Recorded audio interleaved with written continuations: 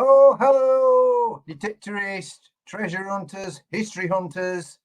Today, having a little chat and interview with one of my best buddies over in the USA, Scott Gervais from American Relic Hunters. Apparently, he's been doing quite a few digs and finding some very interesting history and wants to talk about it. So let's bring my mate Scott and see his finds. Exciting finds, we hope. We only want exciting finds. Let's bring Scott up and let's have a chat. Hey, Scott, matey. Hey. Hello, Ed. You all right? All right. How you doing? Good to see you again. Yeah, it's been brilliant, man, you know. So what finds have you been finding then? You said you got some interesting finds on some of your digs. I got some pretty good finds that I wanted to show, but I also, before I did that, I wanted to show you some of the things that you and I found together. I had graded, encapsulated, and so I wanted to show some of those so people can kind of remember the good things that I found over in the UK. Yeah. Go on then, go ahead. So you've had them graded, go on. So I wanted to show that actually I just went over there this past year, but before that was I think the year before I was there. Also September you came. You've been over twice, mate. Another beautiful dig. Well, anyways, so what I wanted to show you guys, I actually had both times I found what's called a Roman denarius. It's a silver Roman coin. So the first one I had encapsulated, I had graded. And this is what they look like when they have them encapsulated. And this is, if you can see, this is the Roman Empress Sabina. And this was around 128 AD. So, yeah. So then this is the back. Oh, yes. Yeah. This guy here is actually Emperor. My eyes are awful. But not very this good. Is the other one. You can see the difference in this. It must have gotten beat up because you can see the silver, and those old silver coins are brown like the other denarius that we showed. But look at that, beautiful. So what year is that then? That one is 130 to 137 AD. Very similar to Sabrina. Yeah, one after the other. And of course, the other one was an empress. Yeah. So you're talking there about 1800 years old coins there, aren't you, mate? Oh, yeah, yeah. Roman Empire. Oh, that you love it. About 1,500 years older than anything I find in the U.S. That's crazy. Isn't it? Yeah. What else have you got? One last thing I wanted to show, and again, I found so many things. We'd be here forever if I showed them all. So I just want to show another significant find, and that is the hammered coin that I got there. I do not know the date. I believe there's a queen. No, it'll be a king now. Yeah, it's on the side, but that'll be probably Edward IV. He'd be about 13th century.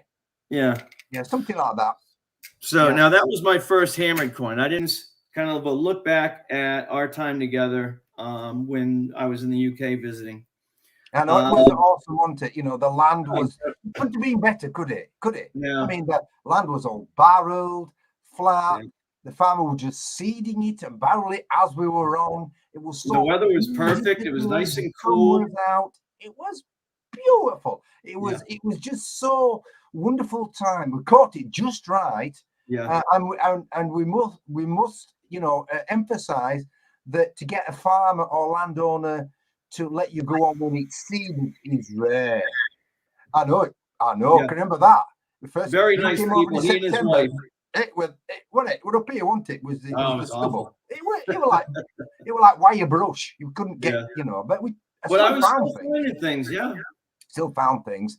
Yeah. And then of course, I mean, the farmer and his brother has got 1,700 acres of land, and we've only done about 3 or 4. Yeah. No, well, maybe 4 or 5, haven't we? Right. So we've got a lot of land. And then don't forget to tell them about the cufflink.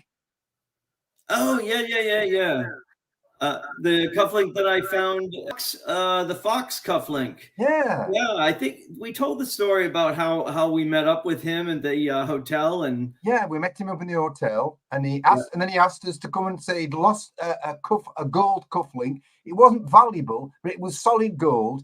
But it was in the family. old and Yeah, old. it was old, Yeah. and he had 2 rubies in his eyes, Mhm. and he'd lost it on his daughter's wedding day in a field, which strangely enough was the farmer that we've got permission on. Well, that Right, funny that was I crazy. can't believe that. And then Small world. we went up to look. We went to go find it, didn't we, Scott? We had to go, didn't we? Yeah. And I thought we were going to be ages and ages and ages. And Scott, straight 45 minutes, found it straight away, didn't you, Scott?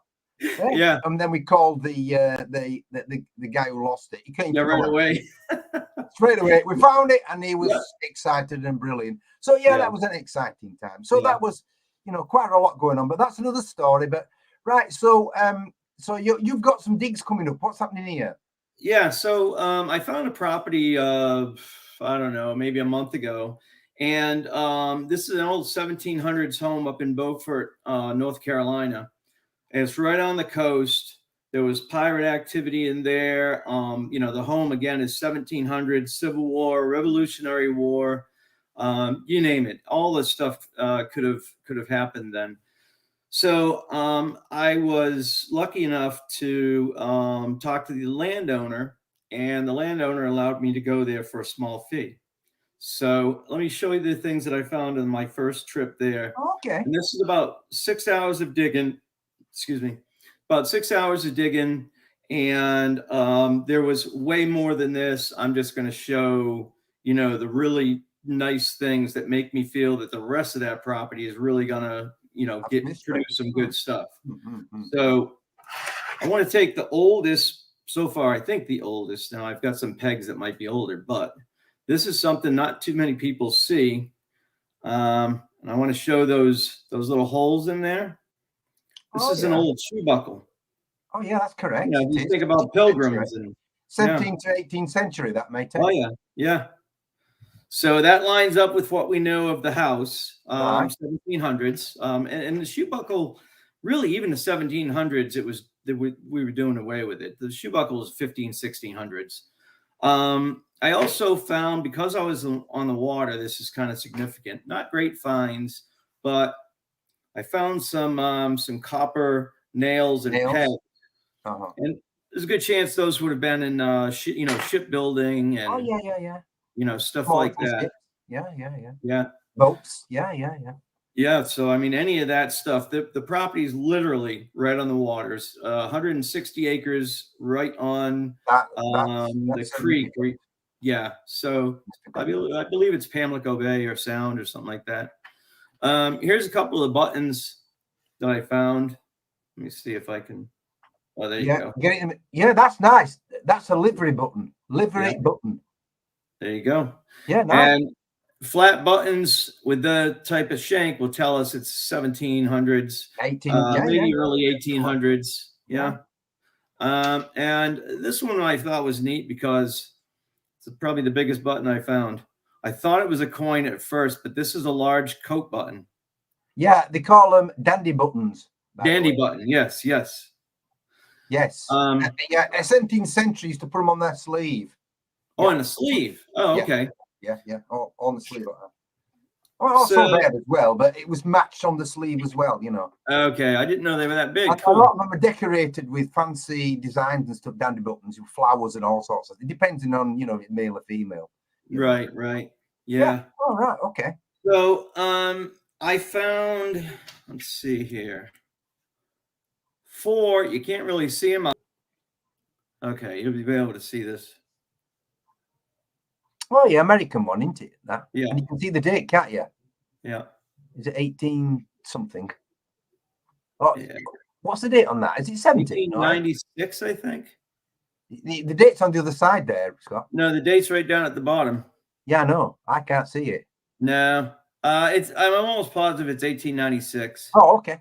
Yeah. Now this, there we go. Now you can see the V. Yeah. You see that V there? Okay. Yeah. Okay. Well, this is called a V nickel. All right. So because of the V.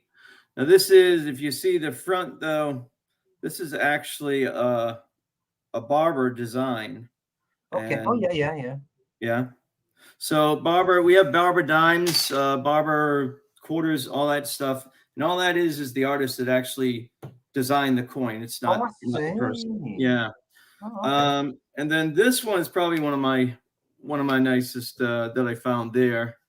I don't know. There you go. Yeah, I can just about see it. Yes, I can see Yeah. it. Yeah, This is called a seated half dime. Oh, It's silver. yeah. And it's about the size of my pinky nail. Wow. See that? Yeah. Yeah. It's nice All right. to find. Oh, I like finding silver. And one more thing. I found a few suspender clips, but here's a really nice one. Oh, yeah. It is Now, nice. this is silver plated. It's not silver, but Is it sort of a masculine for males then? I should imagine. I believe this would have been for a woman's, lingerie, brassiere. Oh, I see. Yeah. Is it silver or plated? Because of the design, it's silver plated, but it's the plating Oh, really nice. stayed on well. Yeah. That's 1800s. Yeah, nice. So those are some of the things that we found that I found. Now that's only from the 7 hours of digging around the house. We still have 158. We have an event that's going to be January 20th and 21st. We have another event that's going to be February 17th, 18th. And then we're going to have our grand finale, which is going to basically everyone can go. The first two, we're only allowing 10 people per hunt. The last one, anybody can go. You would have seen the founds that we have from January and February. So it's going to be a really big event. And I thought the best way to start off a big event was with it's a small area, but it's going to be really productive. So if somebody gets that, it's going to be land that has never been dug, and it's right around a 300-year-old house. So that'll actually be something I'll coordinate with the landowner if we can do that. That'll be some incentive for everybody out there. No, but we will dig the coast. But man, that's going to be a good time. I really wanted to, try to thank you. I've got some guys that are from Florida that are coming up to the dig who are fans of yours, and we might even visit them when we go down to Florida. Wow. Still, I'm just an ordinary guy, and I enjoy time with people and help people. That's just me. That's just the way I am. You've been very, very gracious and let me go over there, and we've become good friends. And any way I can repay you, and allow you to kind of branch out the way I was able to by going to England, you getting some U.S. stuff and bringing it back to England. That will make a good video, Scott. Believe me, for me as well. That'll go to my channel. Take care for now, Scott. All right. And I will speak to you later, pal. Sounds good. Awesome. Absolutely awesome. Anyway, thank you for watching, you guys. Thank you very much indeed. And catch you another time on another interview. We've got more interviews coming up next week and week after.